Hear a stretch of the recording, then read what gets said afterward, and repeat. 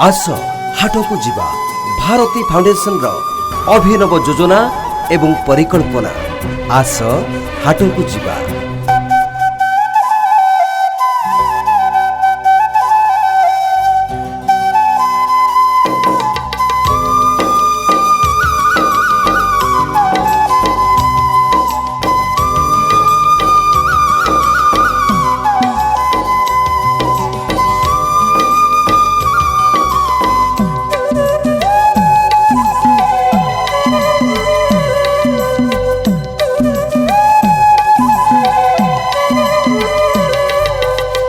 हाँ बंधुगण, आम राज्य ओडिशा एक कृषि प्रधान राज्य।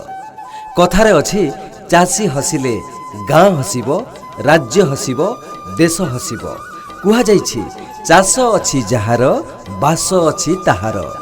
आम राज्यर कटक जिलार उच्चपदा ग्राम पंचायतर से उच्चपदा हाट विगत 35 वर्ष तलर पुरातन हाट, जो हाटरे चाषी भाई एकाठी होउथिले, किछि किणुथिले, किछि बिक्री करुथिले एवं परस्पर मध्यरे स्नेह ममता बांटी हाट सारी घर को फेरुथिले। 8 गोटी ग्रामर 11टी वार्डर ग्रामवासी माने एई हाटरे एकाठी हुअंती, भाईचारा सृष्टि करंती एवं आनंदर लहरी खेली जाए। जो हाटरे सेई हाट होउछि आमर उच्चपदा हाट। जो हाट पुणी थरे आरंभ हेबाकु जाउछि। प्रति सप्ताहरे बुधवार दिन एई हाट पुणी बसिबो। चाषी भाई तार पसरा खोलिबो, पुणी किणा बिका चलिबो। आबाल वृद्ध बनिता पुणी सज सज सबुज पनिपरिबा धरी घर को फेरिबे।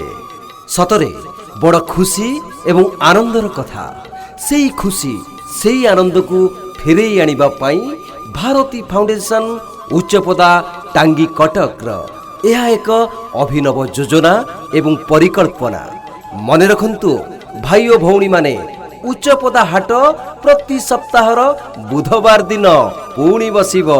जो हाट संपर्क जोड़िबो उच्चपदा ग्राम पंचायत तथा आखपाख गाँ मध्यरे भाईचारा तैयारी करिबो। दुख सुख बांटिबारे, किछि बिक्री करिबारे, किछि आनिबारे सेई हाट आपणक उच्चपदा हाट। भारती फाउंडेशन रो अभिनव योजना एवं परिकल्पना। आस हाटकु जिबा।